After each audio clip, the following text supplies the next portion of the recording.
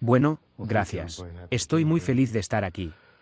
La Orden es verdaderamente una sociedad secreta. Fue fundada en los Estados Unidos en la Universidad de Yale en 1833. Ha continuado y existe hasta el día de hoy.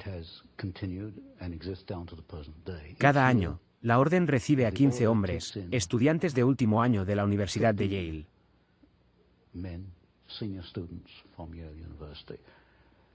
Nunca más de 15, solo una vez ha sido menos de 15. En 1946, creo que tomaron 10 en lugar de 15 miembros. Entonces, lo que tenemos es una sociedad secreta que en los últimos 150 años ha acumulado alrededor de 2.5 miembros, de los cuales quizás 500 están vivos hoy. De estos 500, quizás 100 persigan activamente los objetivos de la Orden. No es otra sociedad fraternal universitaria. La Universidad de Yale es la única universidad en los Estados Unidos, o de hecho en el mundo, que tiene sociedades de personas mayores. Estas son sociedades donde los 15 se seleccionan en el tercer año y en realidad se inician al comienzo del último año.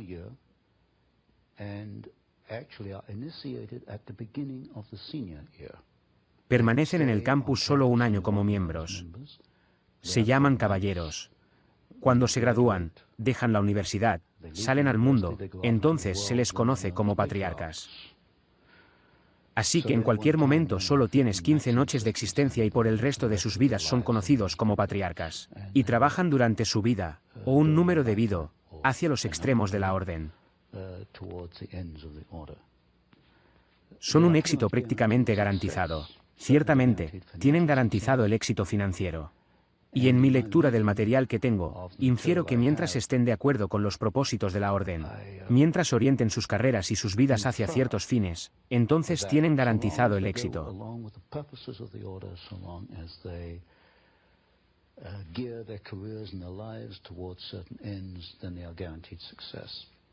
¿Cómo llegué a este conocimiento?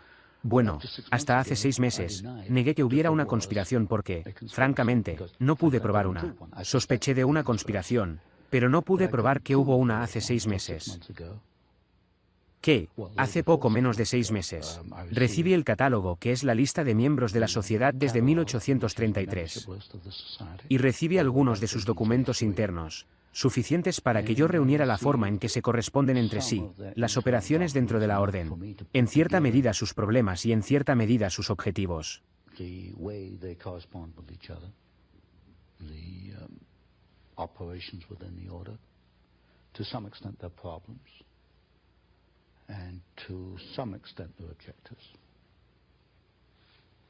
Este es el libro Una introducción a la Orden de Anthony C. Sutton.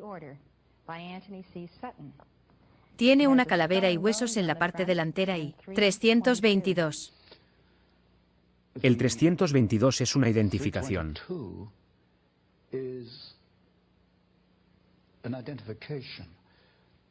La Orden tiene un templo en el campus de Yale. ¿Un templo? Un templo, sí. Es un edificio, tal vez esto.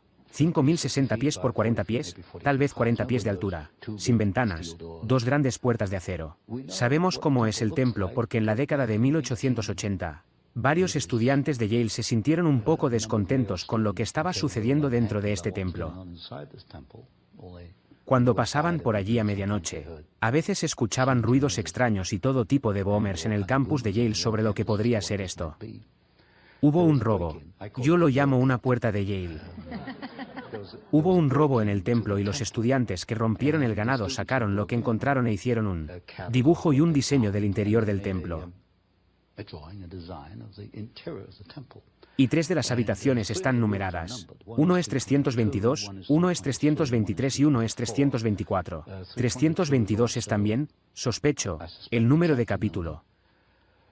Y también en la correspondencia entre miembros. Concluyen su correspondencia donde usted y yo concluiremos sinceramente o sinceramente. Concluyen la tuya en el 322. ¿Por qué 322? Hay varias teorías para esto. Una es que la Orden se originó con Demóstenes el griego en el 322 a.C. como una teoría. Otra es que se deriva de la fecha de fundación en los Estados Unidos, que fue 1832.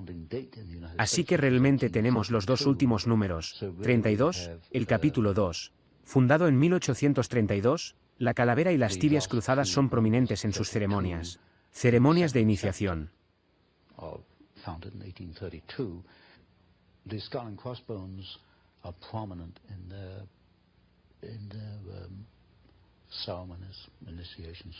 Este es un símbolo de la muerte. Ahora, ¿por qué tomarían un símbolo de muerte? Sí, por lo que entiendo, cuando un nuevo miembro es iniciado, eso sería en un último año en Yale. Lo colocan dentro de un ataúd. Oh Dios. Y ahora solo sabemos esto por los papeles de Yale Gate. Estos, lo llamo puerta de Yale. Y de las fotografías que tenemos de los miembros dentro del templo. Muchas de estas fotografías son los 15 sentados alrededor de una mesa y tienen esta calavera y la cruceta, sentados en la mesa frente a ellos. Es el símbolo de la muerte y ha sido llamada la Hermandad de la Muerte. Y creo que probablemente debería llamarse más adecuadamente la Hermandad de la Muerte. Así que lo que he tenido que hacer es mirar la historia, las biografías de los principales miembros de la orden y reconstruir su carrera y ver si hay un patrón común en sus carreras.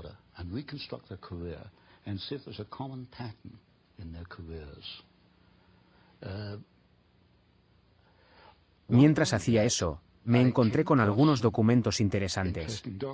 Algunos miembros aparentemente no están muy contentos una vez que se involucran con esto después de 10 o 20 años. Un diputado en particular dejó un memorándum. La escribió en 1932. Estaba enterrado en sus papeles. No creo que nadie lo haya encontrado antes que yo. Y era un memorando de 6 páginas sobre la orden, nombrando a algunos de los miembros y diciendo que era lo más sórdido que había sucedido en la historia del hombre. Entonces, pero para volver a mi punto, tengo que reconstruir los objetivos. ¿Cuáles son los objetivos? En palabras de un diputado, el poder tiene razón. Si tienes el poder, lo usas para lograr tus objetivos. ¿Cuál es el objetivo? Al observar las historias de los miembros individuales, solo puede ser una cosa: para adquirir poder, para mantener el poder, para usar el poder para sus propios fines.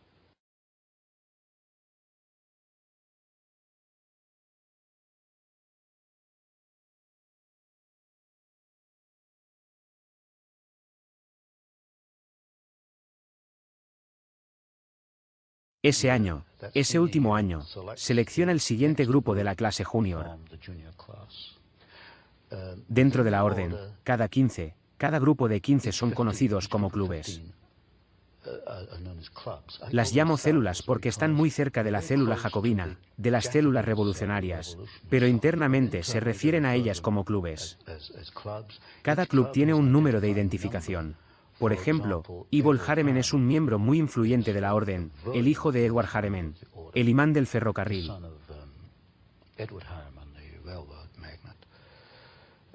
Harriman se inició en 1913. Su número de club es de 111. Los otros 14 de D111 han muerto. April Harriman es la única que queda. Para llegar a la otra parte de su pregunta, ¿quiénes son algunos de los miembros significativos? Hoy, 2 hombres se destacan. Uno es Abel Harriman, que es, supongo, el principal ángel financiero del Partido Demócrata. El otro es el vicepresidente George Herbert Walker Bush. La familia Bush es bastante prominente dentro de la orden. Ahora, si retroceden un poco en la historia, encontrarán que el padre de George Bush, Prescott Sheldon Bush, también fue miembro de la orden. Fue miembro de Brown Brothers Harriman, que es la compañía de banca privada de Harriman. Así que hoy tenemos a 2 hombres que supuestamente están en la política en la oposición, Bush y Harriman. En realidad los miembros de la misma sociedad secreta, y el padre de Bush no solo era miembro, sino que era socio de lo que entonces era Harriman and Company, que más tarde se convirtió en Harriman de Ben Bader. Entonces, detrás de escena, y esto es algo que no se ve hasta que se investiga, las personas que parecen estar en oposición política, financiera, industrial o de muchas maneras están trabajando juntas. Otros miembros podrían ser William Buckley. William Buckley se convirtió en miembro en 1949, pero la clase anterior a eso fue Bush, 1848. Bush estaba entre los 15 que seleccionaron a Buckley. Y el club de Buckley, que 15 fueron los 15 que seleccionaron. Por ejemplo, uno de los nuevos miembros para 50 fue el reverendo Sloane Coffin Jr. El reverendo Sloane Coffin Jr. En Yale estuvo en el centro de los disturbios de guerra antivietnamitas y antivietnamitas en el campus de Yale. Esto es típico. Descubrirás que los hombres de la misma sociedad tomarán posiciones opuestas en público. Así que tenemos a William Buckley, a quien yo llamo conservador de la Cámara, no es miembro, pero también lo es un hombre, por ejemplo, llamado Edwin Burke, que tiene una serie de afiliaciones comunistas que duran tanto tiempo. Y entraremos en esto más tarde. El método que utilizan es el de la dialéctica hegeliana. Tesis jugó en contra de la antítesis, estas dos síntesis. En otras palabras, para Hegel, para que la historia progrese, hay que tener conflicto. Y cuando miras a las personas clave en el orden, encontrarás que generan conflictos. Así que Bush y Harriman están en conflicto político. Ataúd en Buckley, aunque parte del mismo orden, están en conflicto público entre sí porque el conflicto conduce a la nueva síntesis. Otros miembros prominentes, uno de los más destacados fue Howard William Taft, el único hombre que fue presidente y presidente del Tribunal Supremo de los Estados Unidos. La familia Taft fundó la orden en los Estados Unidos. Ha habido 8 miembros de la familia Taft dentro de la orden. Taft fue probablemente el miembro más prominente alrededor del cambio de siglo, 1910-1920. Stimpson, que fue secretario de guerra bajo Taft, luego secretario de Estado bajo Hoover, secretario de guerra bajo Roosevelt. En otras palabras, en ese nivel la política desaparece y la gente a menudo se pregunta por qué un demócrata se une a la administración republicana. Si vuelve a consultar, encontrará que a menudo no es miembro de la orden. Así que las personas clave serían personas como Taft, Stimpson, Archibald MacLeish, quien escribió la Constitución para la UNESCO, también bibliotecario del Congreso. La familia Bush, la familia Walker. Y sobre todo hoy, si hay un padrino en la orden, es el malvado Harriman. Exactamente, ¿qué causas propugna la orden y por qué son divergentes con las de nuestros padres fundadores?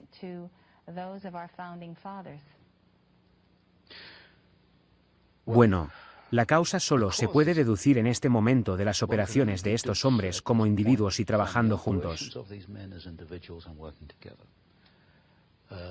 Quieren adquirir poder, sobre todo, poder político. Al observar sus acciones, el poder político es lograr lo que ellos llaman un nuevo orden mundial, que es un mundo único. Pero usan las técnicas hegelianas y sabemos lo suficiente sobre Hegel para saber que esto no solo significa el dialecto para procesar la creación de conflictos, sino que también significa que individuos como usted y yo, o cualquiera que vea este programa, serán engranajes en el Estado, que no tenemos derechos individuales. Nuestros derechos para Hegel, los derechos individuales para Hegel se producen a través de la obediencia al Estado. Lo vemos en el proceso educativo, del que probablemente hablaremos más adelante, que hemos adoptado lo que yo llamo un sistema hegeliano de educación, que no es para sacar a relucir tus talentos innatos sino para prepararte para ser un engranaje individual en el Estado. ¿Está diciendo que los miembros de la orden creen esto y que esto es parte de su cosmovisión? Yo diría que hay una minoría dentro de la orden que sí lo cree. Hay una cosa que he aprendido al mirar los periódicos, que no todos están activos. Tal vez en un momento dado solo el 20% está activo. Sin duda el 20% que está activo tiene esta meta. Si nos fijamos en Taft, la gran obra de Taft, aunque como presidente tiene un relato de ello en la literatura, la gran obra de Taft fue crear la Corte Mundial, el derecho internacional. El derecho internacional en una corte mundial sería esencial en un nuevo orden mundial. Si tomamos, por ejemplo, la carrera de Bush, el vicepresidente Bush, cuando fue embajador ante las Naciones Unidas, ayudó a un proceso llamado mundialización, que era un proceso por el cual una ciudad estadounidense individual adoptaría la estatura de las Naciones Unidas. En otras palabras, es una disminución, una dilución de la soberanía de Estados Unidos. Así que si nos fijamos en estos individuos, Stimson es otro muy buen ejemplo. Evil Harriman ciertamente, en la forma en que ha financiado a la Unión Soviética, ha trabajado para la construcción de la Unión Soviética. Si miras a estos individuos y preguntas cuál es el patrón común, el patrón común es la creación de un mundo único. Ahora, supuestamente estas personas creen que son grandes benefactores de nuestra sociedad, los sabios, aquellos que están especialmente dotados para gobernar y que también creen que los mejores intereses de Estados Unidos también son sus propios mejores intereses.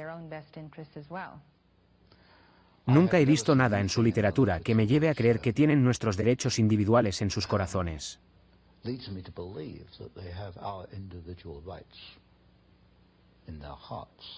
Lo que sí veo en la literatura y en los documentos es un impulso despiadado para adquirir poder para sí mismos y para ayudarse mutuamente, porque este es uno de los principios de la orden, que si tienes 3 hombres que vienen antes que tú para un trabajo, la preferencia es absolutamente para tu hermano en la orden.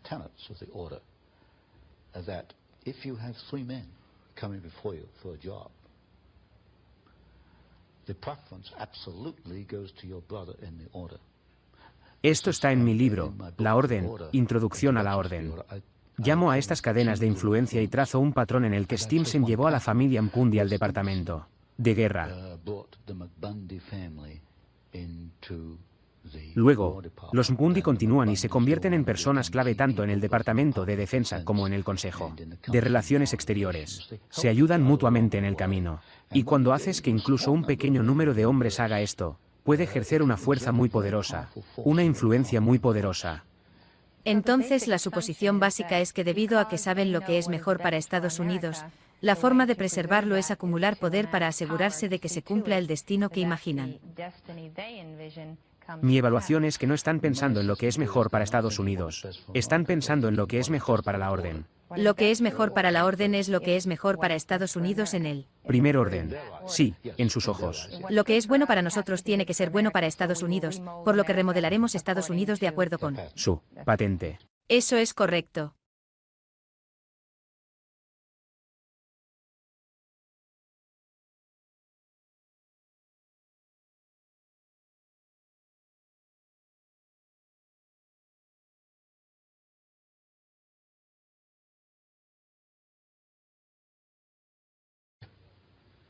Permanece en secreto durante 150 años porque estas personas están bajo juramento de no hablar de ello.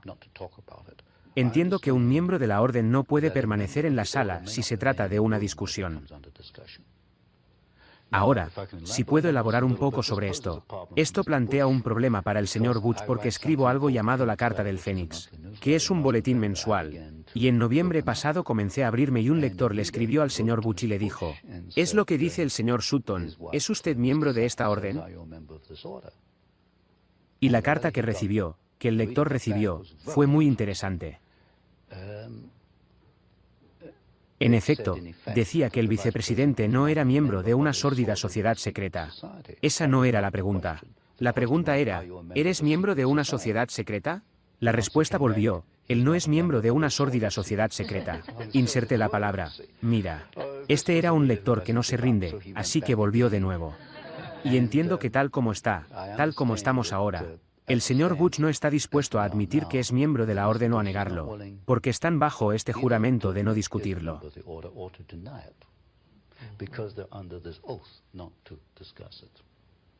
Entonces, cuando la gente mira al Consejo de Relaciones Exteriores, en efecto, lo que han estado haciendo es mirar una especie de velo que oculta el orden. Sí.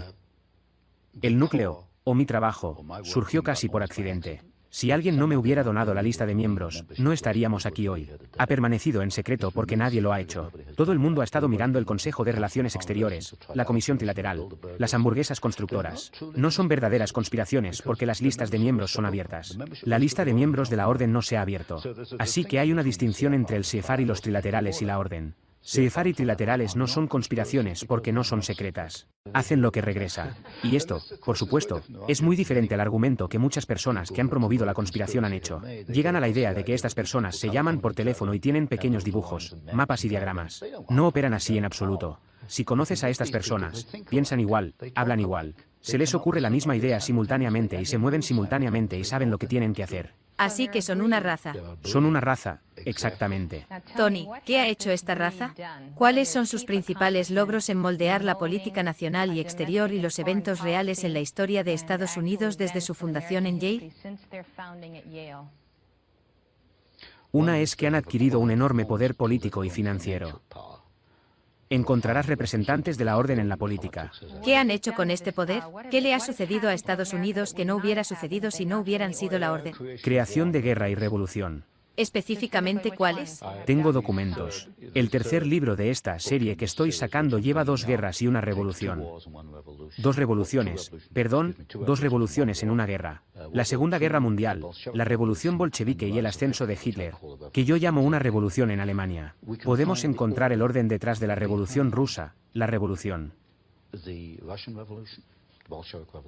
Podemos encontrar el trasfondo del ascenso de Hitler. Podemos encontrar en el mantenimiento de ambos sistemas para transferir tecnología a ambos. Como ya ha demostrado que Wall Street está detrás de la revolución bolchevique y el ascenso de Hitler, ahora está demostrando que el orden está detrás de Wall Street. Exacto. Ahora, ¿quién es la figura clave en el orden o figuras que moldean Wall Street? En orden de dominancia, Averell Harman, socio de Brown Brothers Harman.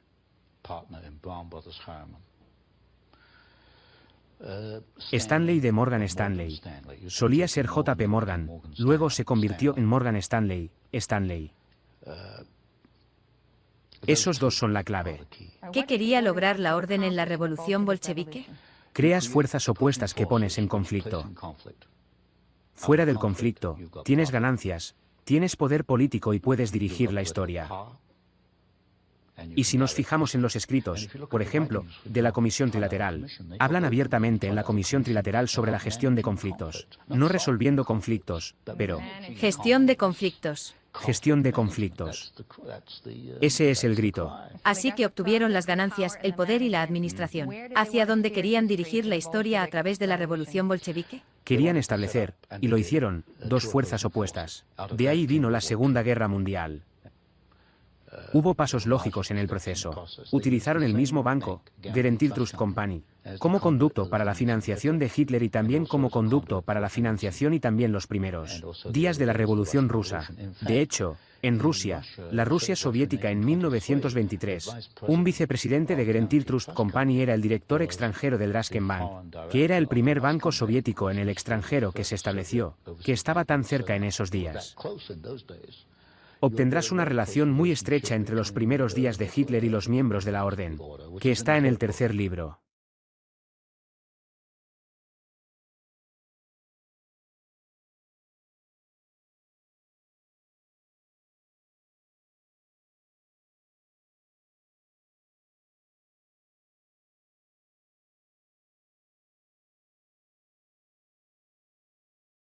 Creo que la orden ha estado en guerra con los Estados Unidos en general desde 1833. No hay duda de eso cuando miras sus acciones individuales. Y eso es porque si la flor de los Estados Unidos, la flor de la libertad, se convirtiera en lo que era su potencial, sus posiciones de élite no tendrían una fortaleza.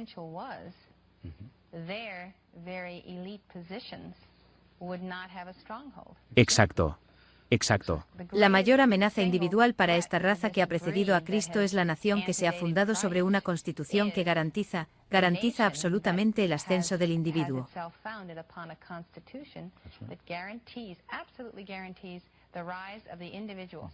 Este es uno de los problemas. No pueden vivir con la Declaración de Derechos.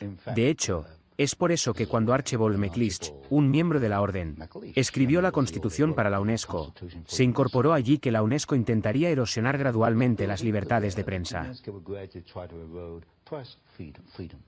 En la Comisión Trilateral encontrarás la misma crítica: demasiada libertad en la prensa. Hay demasiada libertad para esta gente. No pueden vivir con la Constitución.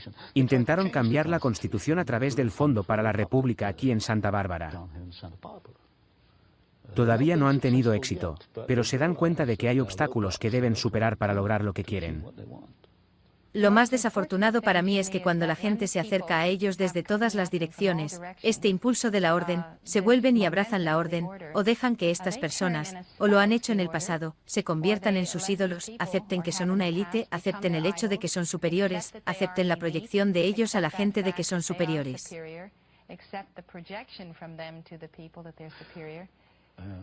Y hoy encontrarás personas que están de acuerdo con la limitación de la libertad en varios sectores de este país. Creo que es una parte muy desafortunada de nuestra sociedad que demasiadas personas estén dispuestas a abandonar la libertad por la seguridad, por lo que ven como seguridad. Puedes tener seguridad en un gulag siberiano, pero puedes tener libertad en el campo de concentración de Hitler. Demasiadas personas están dispuestas a renunciar a la libertad por la seguridad. Demasiadas personas están dispuestas a mirar a estas personas como dioses en miniatura. Y debido a que han alcanzado el poder, no preguntes cómo obtuvieron el poder o qué pueden hacer con el poder, sino que el hecho de que tengan poder los convierte en un dios y, por lo tanto, los adoraron. Esto para mí es increíble. Personas. He puesto en uno de mis libros, tenemos 20, 30 millones de licenciados en los Estados Unidos. Las personas han obtenido un título universitario, pero no cuestionan las declaraciones hechas por estas personas. Bueno, es sorprendente que la gente educada pueda aceptar que la interferencia con los derechos de propiedad privada o con la prensa o la asamblea pública o la religión, la libertad de expresión, la interferencia con eso de alguna manera puede ser necesaria para la continuidad de la república o la seguridad de la nación. Es ridículo. No puedo responder por esta gente. Todo lo que espero es que examinen sus propias conciencias y sus propias mentes. Bueno, Tony, creo que en conclusión, es muy importante que entendamos cómo se desarrolla en su tercer libro, que está a punto de salir, el desarrollo del conflicto para producir la guerra o la paz que están eligiendo y cómo ha funcionado, digamos en Vietnam o en las situaciones que están ocurriendo hoy en el Medio Oriente donde hay un gran conflicto. ¿Cómo está manejando el orden el conflicto que vemos en el mundo hoy?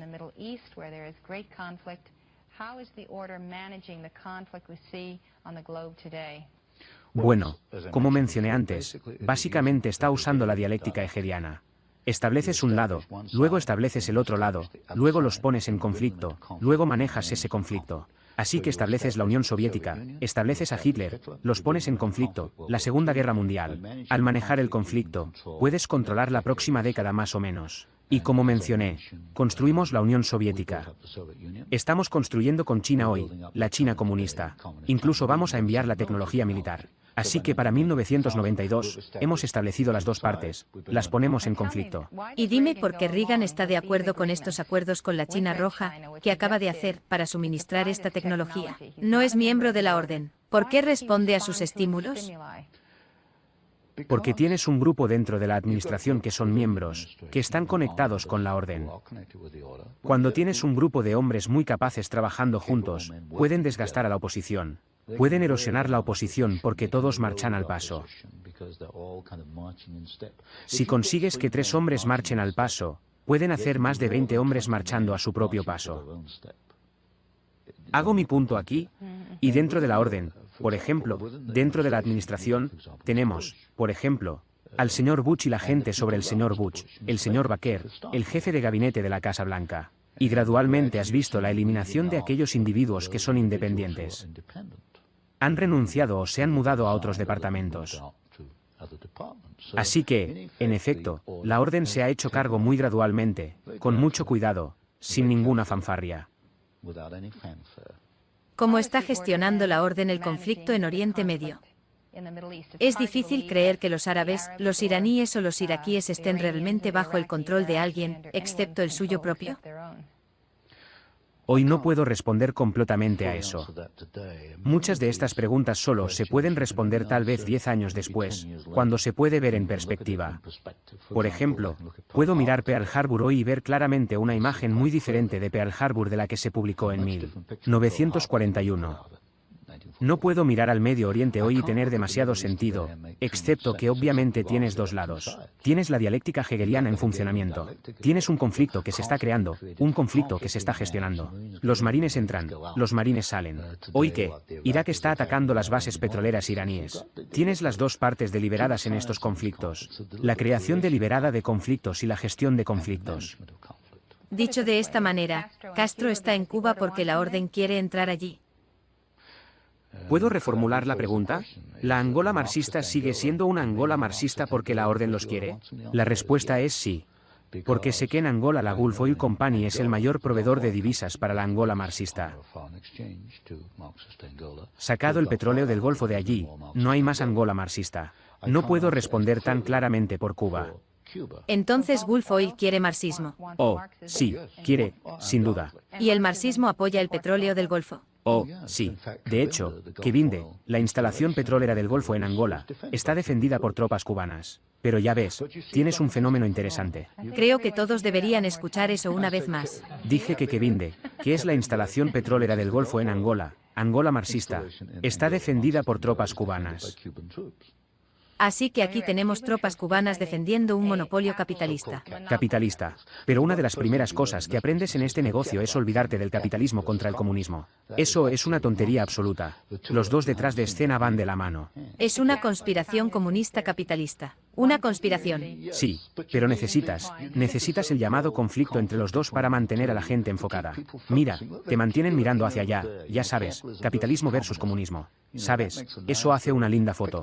Ya sabes, obtienes libros y películas sobre eso, capitalismo versus comunismo. Ahí no es donde está la acción. La acción está aquí. Bueno, ¿cuál es la mayor amenaza individual para los Estados Unidos en términos de Centroamérica, Nicaragua, El Salvador, el gobierno de México, que debemos tener en cuenta en términos de un entendimiento de que es el orden el que está arreglando las cosas que son muy perjudiciales para el futuro de este país? Bueno, ahí tienes una imagen compleja. Porque no es solo un movimiento marxista, también es una rebelión contra la pobreza y hay un poco de pobreza ahí abajo, como todos sabemos. Tuve que cruzar la frontera en Nuevo México para darme cuenta de eso. Tienes la intervención de ciertos grupos religiosos, los Marinolas Hermanas, los jesuitas. Hay otro factor conflictivo ahí abajo.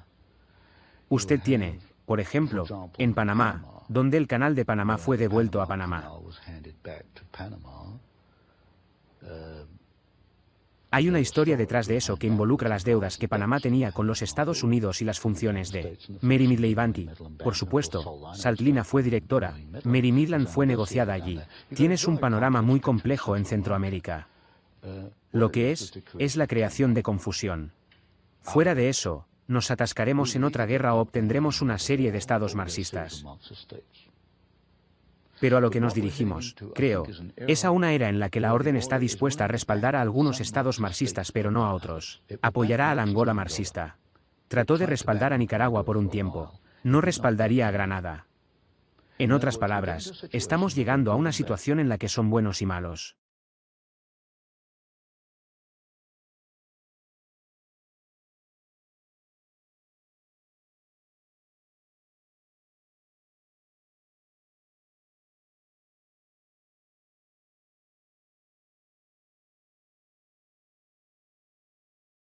Todo esto ayuda a crear conflicto, ayuda a perpetuar el conflicto. Nunca discutimos lo que para mí es elemental. De acuerdo, si esta gente está causando todos los problemas del mundo, no los vamos a ayudar. Acabamos de cortar el comercio, cortamos la tecnología, cortamos las finanzas, porque los dos elementos clave utilizados para controlar estos países son la deuda y la tecnología. Así que cortaremos las finanzas, cortaremos la tecnología. El marxismo no puede sobrevivir una década sin las finanzas y la tecnología occidentales. Se desmoronará, pero no lo haremos. ¿Por qué no lo haremos? La única respuesta es que tenemos que mantener estos sistemas en funcionamiento para crear conflictos. Así que lloramos el derramamiento de sangre de nuestros marines y sus muertes cuando nosotros mismos estamos dando nuestra sangre en sudor todos los días de nuestras vidas para alimentar este sistema internacional. Sistema internacional de conflictos. ¿Cuál cree que es la declaración más importante que le gustaría dar al pueblo estadounidense con respecto al desafío que enfrentan en la orden?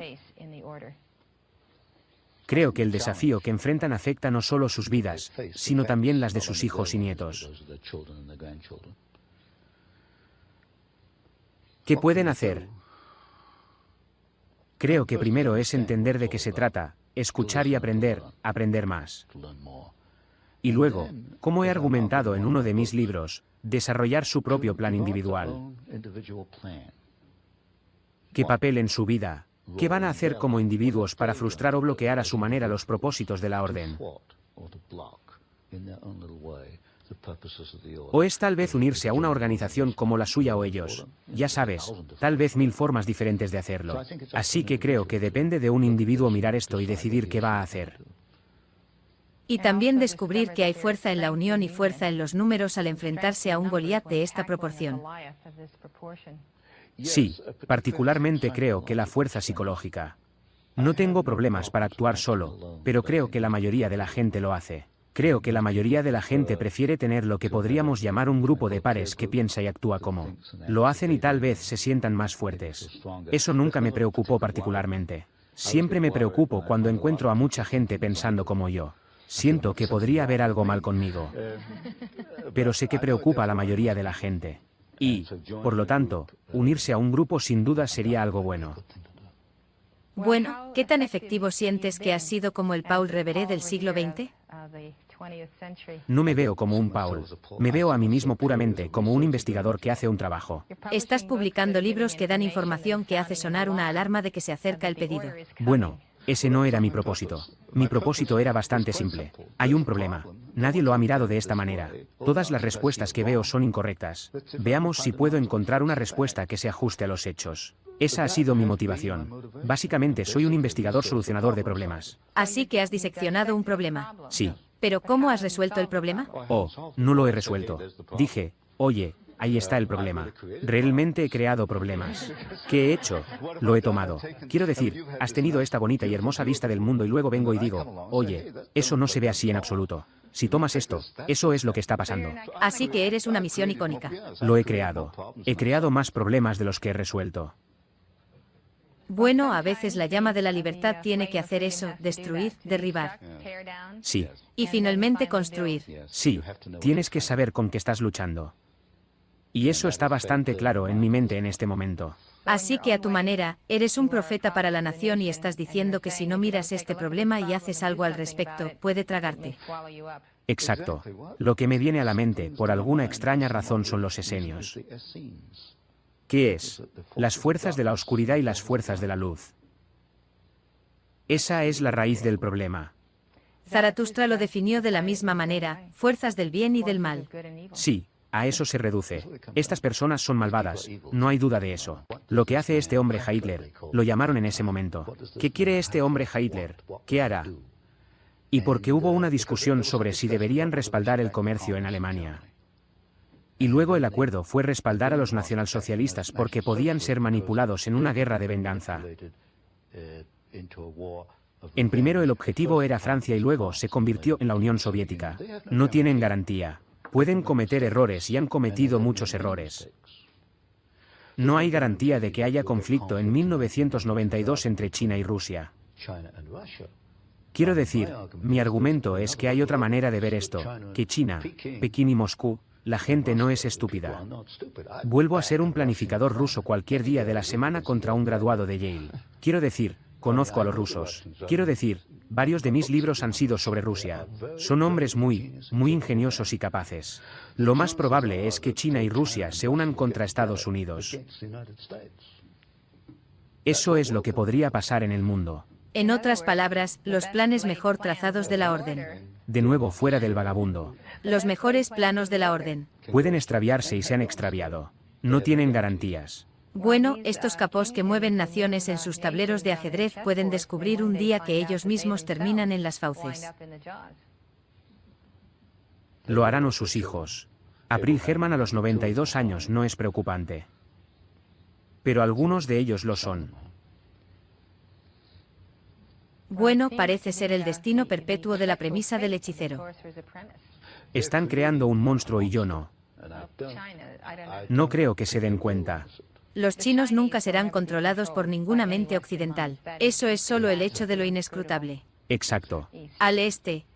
Dado el poder, son probablemente las personas más inteligentes del planeta. Solo les falta una cosa, el poder, y ahora se lo estamos dando. Financiamiento y tecnología. Estoy de acuerdo con eso. Creo que nuestro plan, bueno, su plan no es el nuestro. Ese plan podría ir muy fácilmente. Claro, porque es en interés de los soviéticos y en interés de Pekín enfrentar a las otras dos potencias. Entonces, para entonces, los chinos y los rusos sabrán todo sobre el orden gracias a sus libros, y no permitirán que Wall Street o el poder detrás de Wall Street determinen su destino. Creo que son conscientes del poder de la orden. ¿Quién fue a visitar y dejar? Era Bush, era Harriman. El embajador de los Estados Unidos nunca tuvo una audiencia privada con él y lo dejó. Son conscientes. La cuestión es, ¿cómo van a jugar con la conciencia del público mundial? Ahora esto se ha hecho público. ¿Cómo van a usar eso? ¿Cómo pueden manipular eso? Y creo que podrían. Bueno, su juego es decirnos que nos van a liberar de nuestra superposición. Exacto. Será mejor que lo hagamos nosotros mismos primero antes de que lo hagan por nosotros, porque de lo contrario, estaríamos reemplazando un monstruo por otro. Bueno, tenemos que identificarnos como estadounidenses y darnos cuenta de que son enemigos de la gente tanto dentro como fuera de esta nación. Creo que algunos de nuestra gente tienden a considerar a los traidores de Estados Unidos como estadounidenses y por lo tanto como antiamericanos. No se consideran estadounidenses. No, pero nuestra gente, la gente común, piensa que los miembros de la orden en este país o la élite del poder son estadounidenses y luego tienden a volverse antiamericanos o anti la élite. Bueno, eso es un gran error porque históricamente pueden haber venido de los padres peregrinos, pero dejaron de ser estadounidenses hace 50, 6.070 años. Tal vez nunca lo fueron. Bueno, tal vez nunca lo fueron. Esa es otra historia.